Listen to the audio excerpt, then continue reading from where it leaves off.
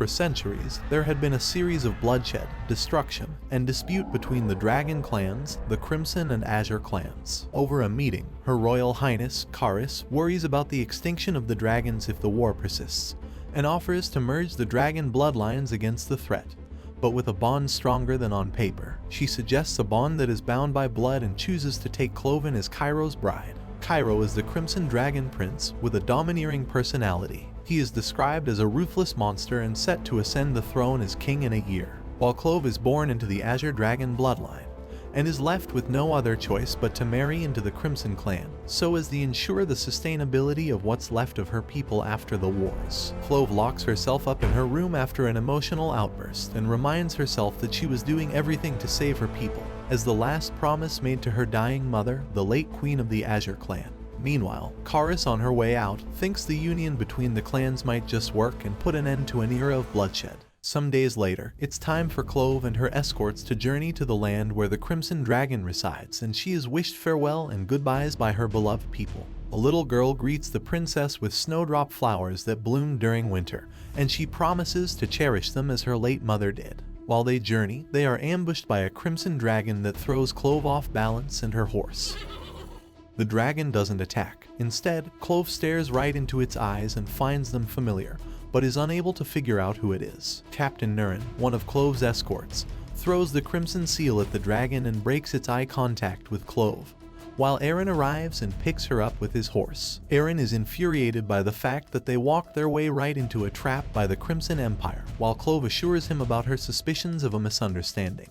Aaron reluctantly turns his horse around and ends up at the Crimson Army's blade point after attacking the dragon, who is a member of the royal court. The dragon morphs back into a human and is revealed to be Cairo, who Clove recognized after a look at her hair ornament. Cairo reveals that she wanted to frighten the incoming troop after the not-so-welcoming attitude at the Azure Castle. Cairo, however, promises to make Nurin pay, because he called her dragon form ugly and Cairo has never been called ugly in her life. While Cairo takes the trio on a tour of the castle, she compliments Clove's personality and presents her with gold jewelry and gifts from the high-ranking officers in the kingdom. Clove is alarmed by the hospitality she was receiving, but her main concern was to see the prince and speak with him. Just then, a royal maid, Mai, brings news about His Royal Highness being indecent at the moment. Cairo sees it as an opportunity for them to meet and evades the task of going into Cairo's chambers to Mai. While Mai walks the trio toward their destination, she takes the liberty of having a little girl time gossip with Clove. She tells Clove that Cairo is the most wanted and eligible bachelor in the whole kingdom. He is also incredibly handsome and any woman wants him. Clove wonders within her if it's the same man who has slaughtered thousands of people that is going to unite the kingdoms. Just like Mai says, Cairo enters his bath and orders no disturbances from the outside. It's been a long day for Cairo. After political meetings, war meetings, and princely duties, he finally has the evening to himself. That is until Mai arrives with news that the princess from the Azure clan requests his presence. Cairo is infuriated, furious, and frustrated that yet again, his sister, Cairo, pulled another one of her tactics. While Clove wonders if she was ready to see Cairo behind the curtain and has been anticipating meeting the ruthless prince, Cairo from the other side declares he has no interest in meeting with her, much to everyone's dismay. When Mai pleads for him to reconsider his decision, he takes the liberty to stretch out their situation. That marrying someone he hadn't met before was enough hassle, and that even if they met on their wedding night for the first time, it was of no importance to him. Everyone was riled by the prince's arrogance, and finally, Clove speaks up about his lack of courtesy even when he was aware she and her royal escort had been traveling for weeks to get to the Crimson Palace. Cairo counters her speech by saying if she were really concerned, she wouldn't barge in on a man taking his bath, and tells her to get in line with the other attention-seeking fangirls. However, he walks out half-naked from the bath and orders the room to be emptied of servants so he can discuss with his future bride. Mai makes a run for it after his orders while Nurin and Aaron stand watch, unable to trust Cairo with Clove. Cairo is close to losing his temper, also shocked at their arrogance, knowing fully well his royal court wouldn't hesitate to obey his command.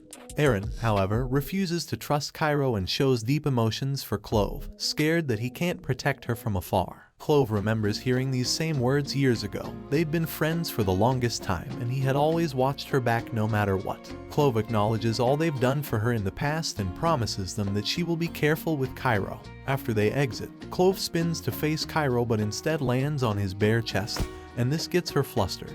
He acknowledges that their arrival at his chambers was a setup by his sister, Caris, who was always up to no good.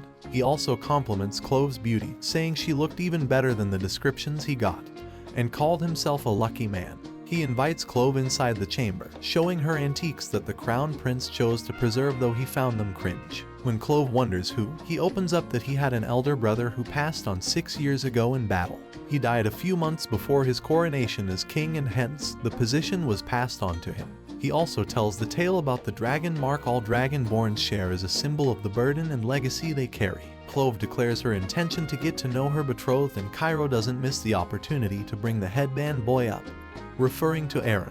She evades the topic and instead flatters Cairo, but unfortunately, Cairo is familiar with her tactics and can sense the burning hatred in her eyes. He asks her what her real motives are, and she finally speaks up that she would like an end to the war between the dragon bloodlines, for the sake of her people that have been suffering the consequences. Cairo, who is done with the conversation, before leaving tells Clove that her people are suffering because the leadership of the Azure clan has been given to a weak little girl who can't even look him in the eyes. Clove, tired of Cairo's recurrent insults to the Azure clan and her people, seductively pulls Cairo in, flings him to the floor, and flees. While she runs away, she considers taking one of the dagger antiques but instead leaves it behind till Cairo finds it. Unable to find her way out, she ends up at Cairo's bath and with Cairo behind her. He moves closer to her, teasing her for the weak dragonborn she was until she falls into the bath. She comes out of the bath, and in an attempt to outsmart Cairo, she ends up tied up with his robe and pinned shut against a pillar, struggling for help.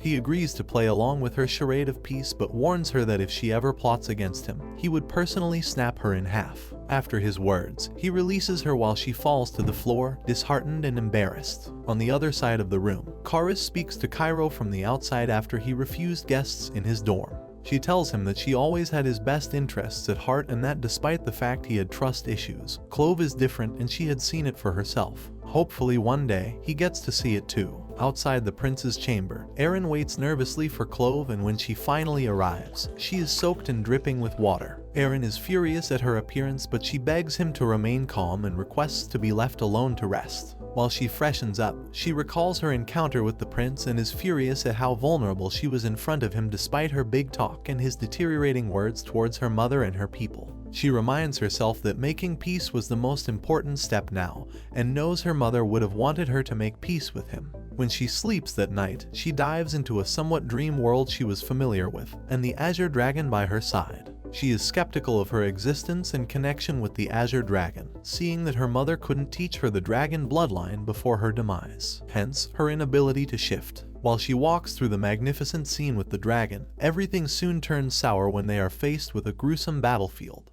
and Cairo standing in the center. She asks Cairo where they were and how he got there, but he also knows nothing about the place. When Clove comforts him that he wasn't alone, he reveals to her that they aren't alone. Just then, the Crimson Dragon appears and the Azure Dragon as well. Both dragons engage in a messy battle with spilled blood. When Clove tries to reason with them, Cairo reveals to her that there is nothing she can do about it and that the war between the dragon bloodlines was predestined by fate. He takes account of how gorgeous Clove's dragon markings by her sapphire eyes were in this world, but refuses to fall for the seductive glare, and results in strangling Clove till she exits his nightmare. Caris also awakens from the same nightmare and figures perhaps all dragons are connected somehow. Aaron, who is on watch duty, and the other maids rush into Clove's room after hearing her scream. After the maids tend to her, they leave her with Aaron, who asks her how her conversation with the prince went. She tells him that from their encounter earlier, she sensed that the prince didn't trust anyone and that he fairly has no intention to hurt her. She also thanks Aaron for always worrying about her safety. Aaron, who was concerned about spending late nights in her room while she was in her nightdress, was eager to exit so it does not attract unwanted attention. Before he leaves, he asks her if there was anything she would like, but instead, she responds that she was comfortable. Soon after, Clove realizes the heavy amount of consequences her decision meant for her. Despite having it all and yet seeming alone, she breaks down in tears. Aaron arrives again, after lingering in the shadows. He calls Clove a terrible liar and covers her with a shawl. Clove expresses her weakness before Aaron,